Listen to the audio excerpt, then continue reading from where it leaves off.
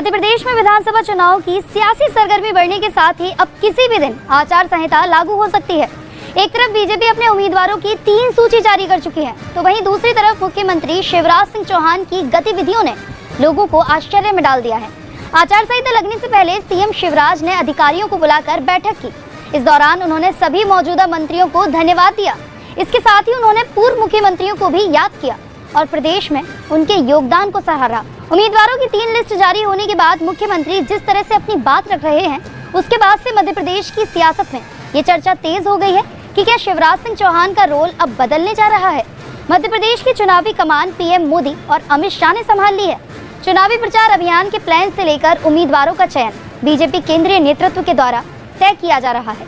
मंगलवार को जिस तरह शिवराज सिंह की गतिविधियां रही हैं, उसे लेकर कांग्रेस नेताओं ने तो इसे शिवराज की विदाई के रूप में प्रचारित करना शुरू कर दिया है।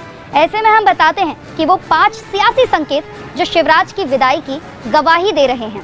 चुनावी आचार संहिता लगने से पहले मुख्यमंत्री शिवराज सिंह चौहान ने मंगलवार को अपने सभी मौजूदा मंत्रियों, सभी विभागों के प्रमुख सचिवों और अन्य अधिकारियों के साथ बैठक की। इस दौरान उन्होंने पहले अपने कार्यकाल की उपलब्धियों के लिए सभी मंत्रियों और अधिकारियों का शुक्रिया अदा किया। इसके साथ ही उन्होंने कोरोना के दौरान पूरी लगन और मेहनत से काम करने के लिए अधिकारियों की टीम का आभार जताया। केंद्र और राज्य सरकार की योजनाओं के सफलतम क्रियान्वयन के लिए सभी को बधाई दी।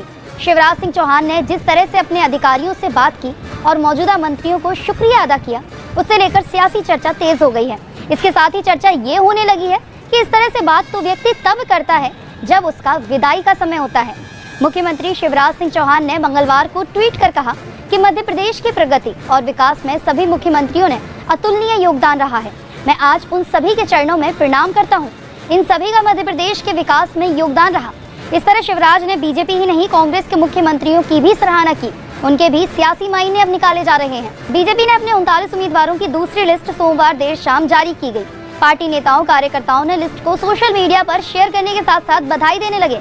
लेकिन मुख्यमंत्री शिवराज सिंह चौहान ने दूसरी लिस्ट के जारी होने के 13 घंटे बाद कैंडिडेट्स को बधाई दी, जिसको लेकर तरह तरह की चर्चाएं शुरू हो गई। इसकी एक वजह ये भी रही कि लिस्ट में कई ऐसे नेता हैं जिनके साथ उनके 36 के आंकड़े रहे हैं। बीजेपी ने 3 केंद्रीय मंत्रियों सहित 7 सांसदों को टिकट देकर विधानसभा के चुनावी मैदान में उतार दिया है। नरेंद्र सिंह तोमर, प्रहलाद पटेल और फग्गन सिंह कुलस्ते जैसे केंद्रीय मंत्रियों को प्रत्याशी बनाया है, तो सांसदों में राकेश सिंह, उदय प्रताप सिंह, गणेश सिंह और वीती पाठक को टिकट दिया गया है। बीजेपी ने शिवराज सिंह चौहान के समकक्ष नेताओं को विधानसभा के चुनावी मैदान में उतारा है। उसमें कई नेता सीएम बनने की महत्वाकांक्षा जाहिर कर चुके हैं।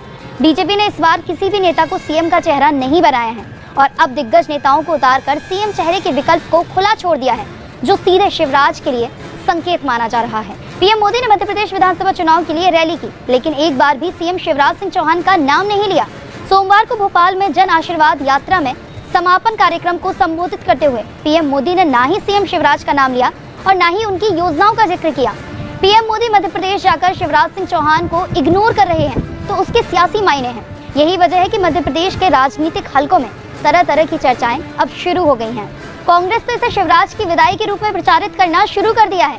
दरअसल बीजेपी की दूसरी लिस्ट में कई ऐसे नामों को शामिल किया गया है जिन्हें सीएम चेहरा बनाने के लिए चर्चाएं हो रही थी। ऐसे में सीएम शिवराज की लेट बधाइयां देने पर भी सवाल खड़े हो रहे हैं। ऐसे में माना जा रहा है कि क्या बीजेपी में दूसरी सूची जारी होने के बाद सब कुछ ठीक नहीं चल रहा, और जिस तरह से उनकी राजनीतिक गतिविधियां हैं, उससे ये बात साफ है कि शिवराज सिंह चौहान की राजनीतिक भूमिका कहीं बदली तो नहीं जा रही है।